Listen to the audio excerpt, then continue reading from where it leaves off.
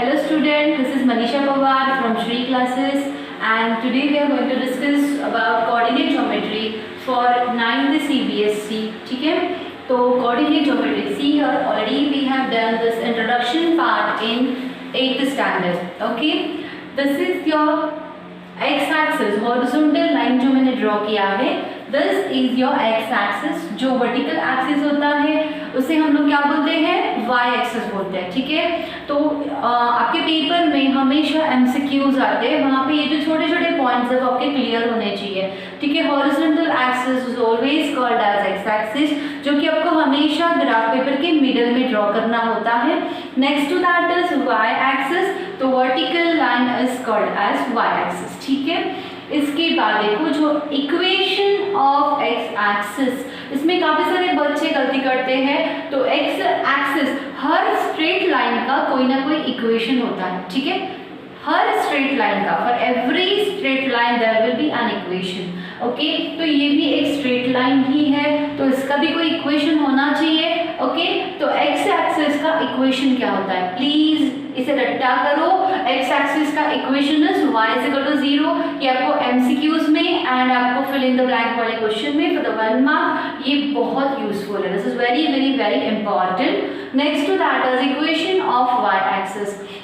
तो y axis भी एक स्ट्रेट लाइन है. ठीक है, हर कोई कर्व को कोई ना कोई इक्वेशन होता है, तो ये कर्व ही अपना स्ट्रेट लाइन मतलब कर्व ही है, पार्ट ऑफ कर्व. ठीक है, तो equation of y axis is always x is equal to 0. इसे रट्टा करो and for your homework you have to write this for 5 times. ठीक है, because ये by default एग्जाम में इनमें से कोई तो एक दो क्वेश्चंस आते ही आते हैं. छोटी छोटी चीजें हैं, बच्चे इसकी तरफ ध्यान नहीं देते हैं, तो प्लीज इसे लर्न करना है. नेक्स्ट टू दैट देखो, when point is on x axis. Okay, ठीक है, ले बेटे पहले हम लोग ये देखते हैं with the help of x axis and y axis. आपका जो ग्राफ पेपर है that is divided into 4 parts. ठीक है, आपका जो ग्राफ पेपर है वो 4 पार्ट में डिवाइड होता है. तो ये जो फर्स्ट पार्ट है इसे हम लोग बोलते हैं फर्स्ट क्वाड्रेंट. ठीक है, first quadrant, this is your second quadrant, third quadrant and fourth quadrant. ठीक है, तो please keep in mind that कि with the help of X axis, जो एक्स एक्सिस और वाई एक्सिस है उसकी वजह से आपका जो ग्राफ पेपर है वो 4 पार्ट में डिवाइड होता है. First quadrant, second quadrant, third quadrant and fourth quadrant. ठीक है, इसका साइन कन्वेंशन देखेंगे. ठीक है, साइन कन्वेंशन कैसे होता है, फर्स्ट क्वाड्रेंट में प्लस एंड प्लस मतलब एक्स कोऑर्डिनेट प्लस होता है, वाई कोऑर्डिनेट भी प्लस होता है. कोऑर्डिनेट क्या होता है मैं आपको बताती हूँ. वैसे already we have done in 8th standard 7th standard, but थोड़ा सा रिवीजन देते हैं. ठीक है, सेकंड क्वाड्रेंट में it is minus and plus, third quadrant में it is always minus and minus, fourth quadrant में it is plus and minus. ठीक है, दीज आर साइन कन्वेंशंस. ये एक समझ लो कि ये जो फर्स्ट होता है this is always X coordinate and जो सेकंड होता है this is always Y coordinate. Okay, now see here how to write coordinates. तो ये कोऑर्डिनेट्स लिखने कैसे हैं, हमेशा ब्रैकेट में कोऑर्डिनेट्स लिखते हैं हम लोग. हाँ, that's why I have written here bracket. Bracket में कोऑर्डिनेट लिखने हैं पहले हमेशा. This is compulsory. First you have to write X coordinate, then you have to give comma and then we have to write Y coordinate. ये compulsory है, अगर ये उल्टा हो गया तो आपको 0 मार्क्स मिलेंगे. ठीक है, तो एक्स कोऑर्डिनेट का पोजीशन हमेशा फर्स्ट होता है, कॉमा दे के आपको क्या लिखना है, वाई कोऑर्डिनेट लिखना है. Clear? Okay, now see here question ये write coordinate of the following points. मैंने जो आंसर है वो ग्रीन में लिखा है. ठीक है, तो आपका क्वेश्चन जो है वो ब्लैक एंड रेड में है.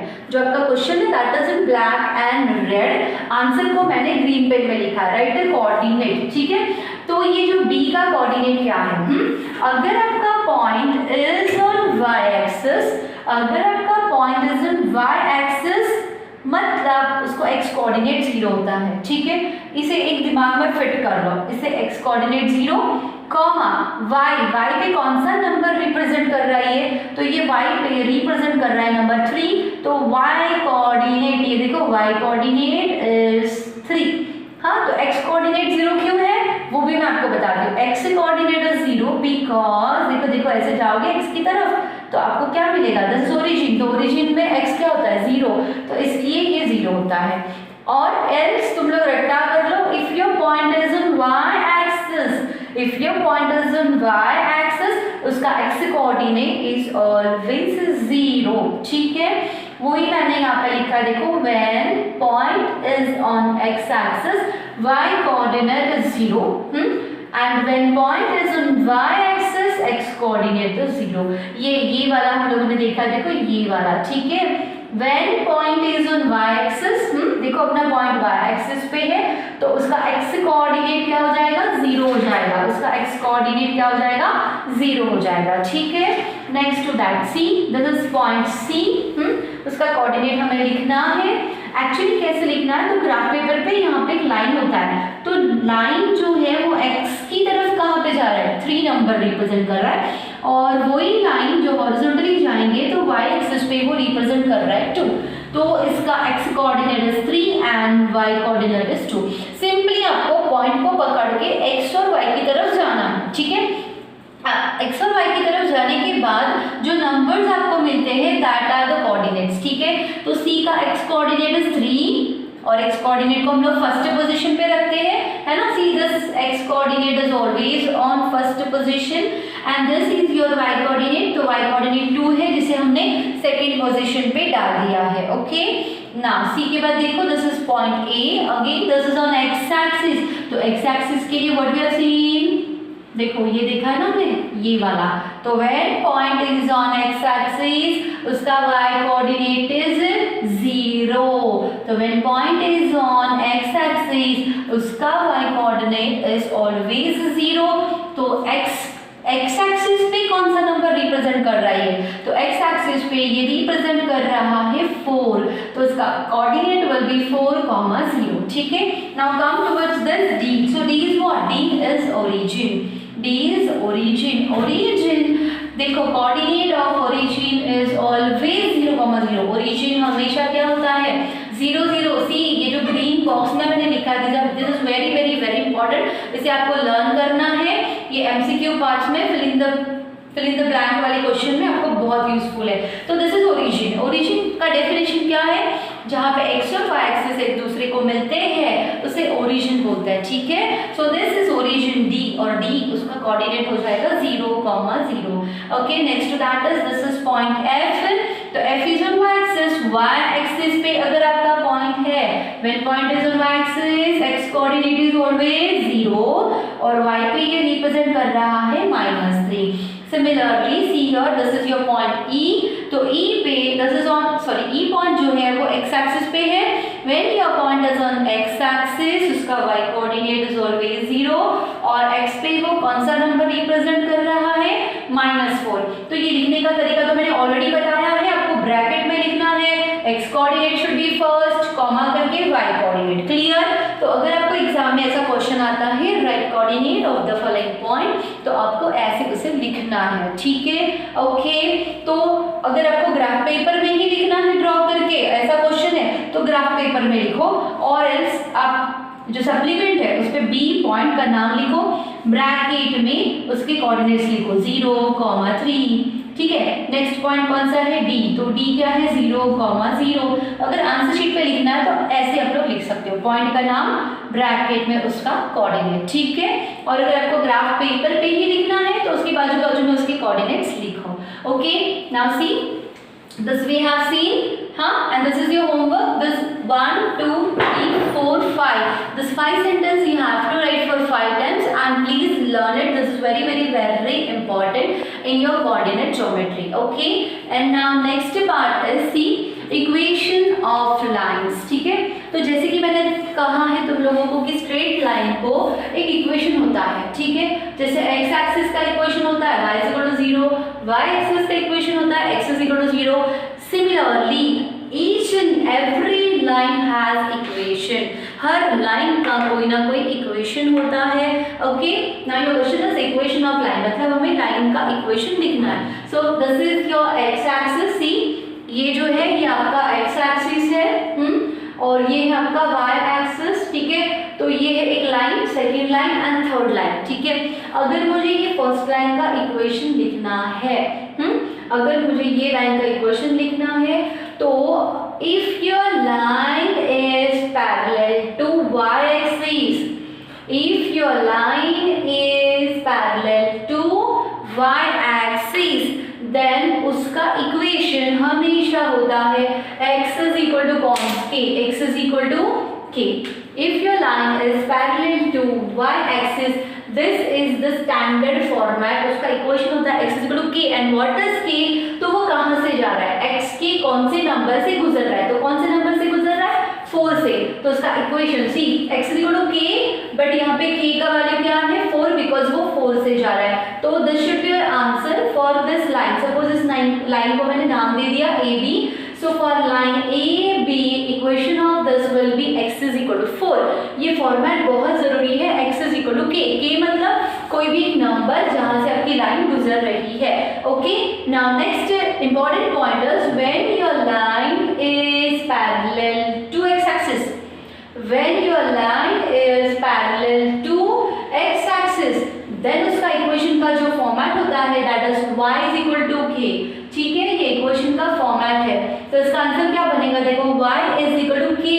now what is k here? तो कहाँ से जा रहा है आपका लाइन, y के कौन से नंबर से लाइन जा रहा है, तो that is -4 here, so equation of line must be y is equal to -4, ठीक है। Similar to this concept, see this third line is also parallel to x-axis. Okay. Now, when your line is parallel to x-axis, क्या कहा था मैंने, y is equal to k, है ना। उसका equation क्या होता है, y is equal to k, तो y is equal to k, k is variable, तो k मतलब इस केस में k क्या हुआ 2, इस केस में k क्या हुआ -4, ये वाली लाइन के लिए k क्या हुआ 4, वो वेरी करते रहेगा, ठीक है। बट ये इतना दिमाग में रखो, when your line is parallel to y axis, x is equal to k, and when your line is parallel to x axis, y is equal to k, k can be anything, k मतलब जिस number से आपका line पास हो रहा है, ठीक है। now this is about equation of line parallel to x axis or parallel to y axis, ठीक है। next to that, this is another point, that is how to plot these points, plot the following points। तो यहाँ पे मैंने कुछ points लिखे हैं A, B, C, D, E, okay. इन्हें हमें प्लॉट करना है, तो प्लॉटिंग कैसे होगा, सी फर्स्ट पॉइंट इज A -3, तो -3 ये फर्स्ट पोजीशन पे कौन होता है, x कोऑर्डिनेट, सेकेंड पोजीशन पे कौन होता है, y कोऑर्डिनेट, है ना। तो फर्स्ट पोजीशन पे x कोऑर्डिनेट पे -3 ढूंढना है आपको, y कोऑर्डिनेट का +2 और उसको मैच करना है, ठीक है। तो जनरली बच्चे ऐसे लाइन ड्रॉ करते हैं, डॉटेड लाइन, और वो लाइन जहाँ पे मिलती है वहां पे your point is A -3, 2, okay. Next to that is B, C, this is 0 and 0. Now we have seen the 0, 0 is what? Always origin. तो मतलब ये है आपका origin B 0, 0, 0 is always origin, ठीक है। Next to that is point C, और point C क्या है, -4 and 1, तो x पे -4 ढूंढना है और y पे 1 ढूंढना है, ठीक है। तो ये -4 और y पे +1 जहां पे मिलेगा that will be your point C -4, 1, ठीक है। This is your point D, यहाँ पे लिखा है -1, -1, तो x पे ढूंढो -1, सॉरी, एंड y पे भी ढूंढो -1। सी दिस इज x का -1 एंड दिस इज y का -1, दोनों को अगर मुझे मैच करना है तो ऐसे हम लोग डॉटेड लाइन ड्रॉ करेंगे। तो this is your point D और उसका कोऑर्डिनेट क्या है, -1, -1।